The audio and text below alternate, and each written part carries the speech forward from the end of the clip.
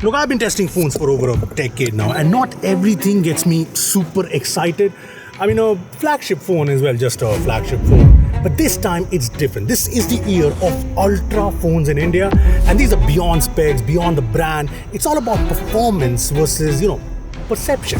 And that's where this comes right in.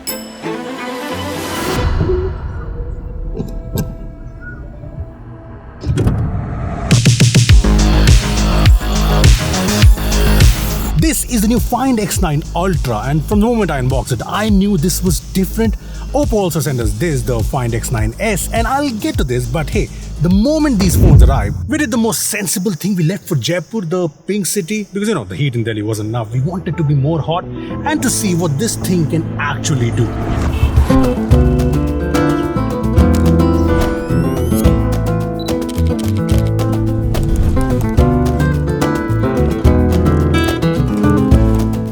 And I think what you already saw says something about this phone. I mean, this could be one of the most versatile camera setups out there right now, and it's not even close.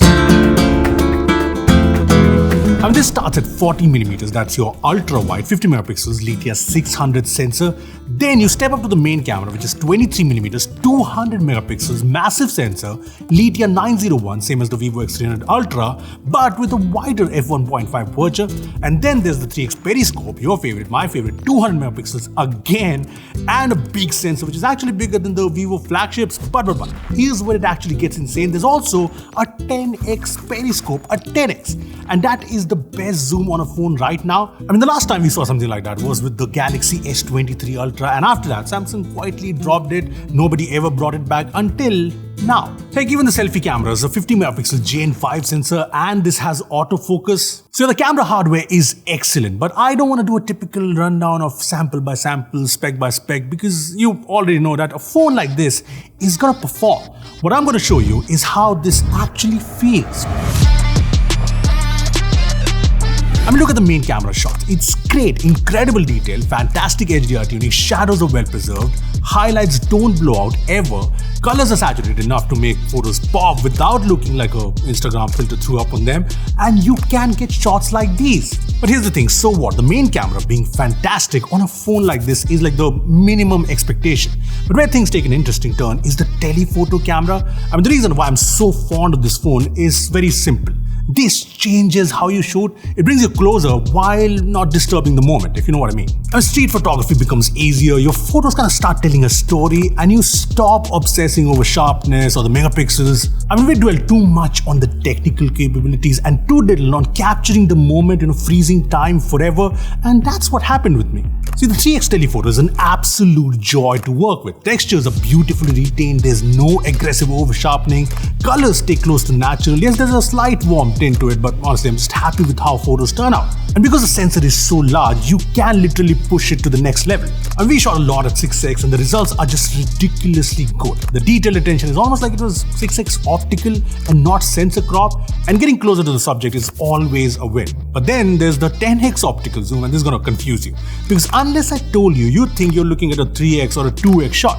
I mean, look at how far you can go with it, and despite all of that, there's still a lot of detail. I mean, look at the markings here, and this is where I was standing, and same with this photo. Now, obviously, if you're pixel peeping at 10x, it's not the highest resolution, but being able to get this close without disturbing the scene, without the aggressive AI, without the motion blur, that's just rare. Now, one more thing we don't talk about enough is how even a slight change in the scene just impacts your photos, and we always blame the camera for everything, but there's just so much going on. Like, look at how the tone completely changes just with a moving subject.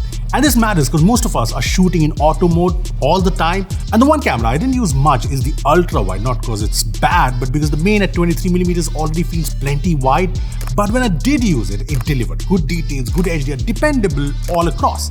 Now, color consistency is where things go a bit south. See, the ultra wide looks a bit washed out versus the main camera, and there's a visible shift with the 10x too. So that's something Oppo kind of needs to work on. Now, if you're someone who does experiment a lot, there's a new generation Hasselblad master mode here, and it is quite masterful. I mean, this is an upgrade version of what we saw on the Find X9 Pro, and Oppo says it doesn't rely on aggressive processing, uses zero generative AI, and the photos do look different. They don't pop as much, look less processed, more natural, more of a camera feel if you ask me. And honestly, I just appreciate these new flagships giving us the option for more natural, neutral photography. I mean, you also get film simulations, different format options, everything. And when it comes to video, the Find X9 Ultra is extremely capable. I mean, duh.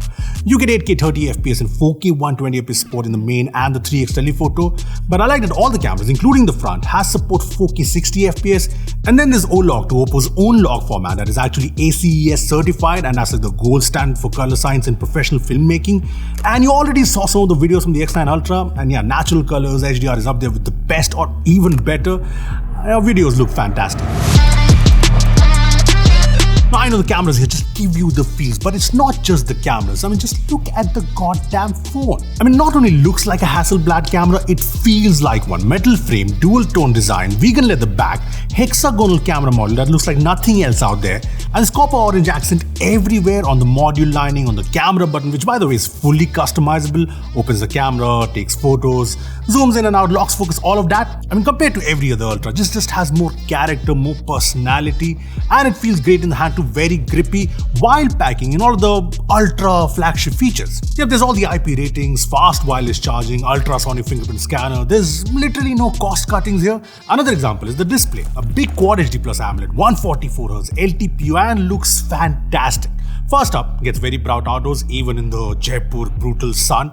It's Dolby Vision certified, HDR tuning is perfect with the deep blacks and punchy colors. Heck, even the speakers are fantastic, loud and punchy, and haptics are also good, and yes, you can tune the intensity. Now this is an Ultra, so Snapdragon 8 Elite Gen 5, fast 12GB RAM, 512GB storage. My only gripe is 12GB RAM and Find X9 Pro had 16GB, but this has the better chip, so get some of the highest benchmark scores, handles even the heaviest games at smooth 60 FPS. But what I absolutely love are the thermals. It didn't overheat as such even when using the camera a lot under direct sun. And yeah, the battery at 7050 mAh is smaller than the X9 Pro because obviously more space for those Ultra cameras. But I was getting a screen on time of around 8 to 10 hours even with heavy usage, so a one-day plus phone for most people. And yeah, there's both fast wired and, like I said, wireless charging, so no compromises there. But what sort of completes the whole package is the software here. Yep, ColorOS is great, we all know that, and it is crazy smooth here, packs in all the features, be it AI Mindspace with the dedicated key for it. Mind Pilot feature is actually great. There's the Live Space at the bottom, which is basically Oppo's version of the Now bar, and there's a lot more. Yes, you do get these pre-installed apps, but thankfully you can disable most of it, and you're getting 5 years of voice updates, 6 years of security patches. Now, software is honestly one of the biggest reasons why you'd pick this over, say, the Vivo X300 Ultra, but that's a video of its own, so let me know if you want that in the comment section below.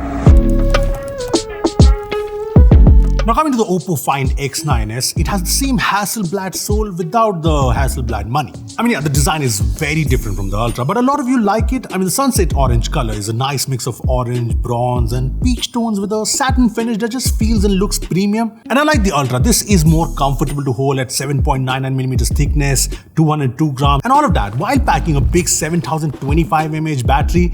And yeah, you can get 8 to 9 hours of screen on time on this easily. And the 80-watt Superbook charger gets it to full in just over an hour. Now, it's not a compact phone by any means, but at 6.59 inches, it is slightly smaller than most phones we've been seeing of late, so a lot more manageable in comparison. And the display is excellent, 1.5K 120Hz AMOLED LTPS, not LTPO, but thin bezels all around, goes up to 1800 nits outdoors, so visibility is not a problem. Plus it's 10-bit, accurate colors, you get deep blacks, Dolby Vision certified, so Prime, Netflix, everything looks crisp. And yeah, the ultrasonic fingerprint scanner is fast and reliable. The stereo speakers are solid too, loud, some good bass, and very enjoyable in both music and movies. You also get the O haptics, so everything's sorted. But camera is where things actually get interesting. See, at the back, you get a 50MP Sony LYT700 main camera, and this is a 1x1.56 inch sensor. The 3x telephoto is the Sony LYT600, and the ultra wide uses the Samsung GN5. On the front is a 32MP Sony IMX615, but this is a fixed focus camera, no autofocus here. Now coming to the photos from the Find X9s, this has a very similar color science compared to the X9 Ultra. I mean, this has the Lumo color engine and good lighting. It does a really good job, loads of detail, well-controlled exposure, HDR doesn't disappoint. Colors are slightly poppy, but never oversaturated. And even the ultra wide holds well. I mean, it's a proper 50MP camera, none of that 8MP BS. But yeah, it does take a hit on details in low light, which is kind of expected. And what you'll also notice is the color consistency across lenses isn't perfect, similar story to the Ultra actually. And as for the camera features, you do get the master mode for the more natural, realistic look to photos. There's also some of the great film filters. And as for the videos, you can shoot 4K 60 FPS on all lenses, including the front camera.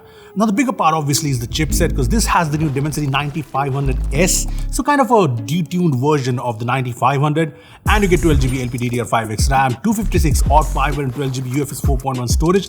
And honestly, I was worried initially, but if you look at the benchmark scores, this is slightly lower than the 9500 but faster than the 9400 Plus, and everyday usage is great. No stutter, no lag, even heavy games run well.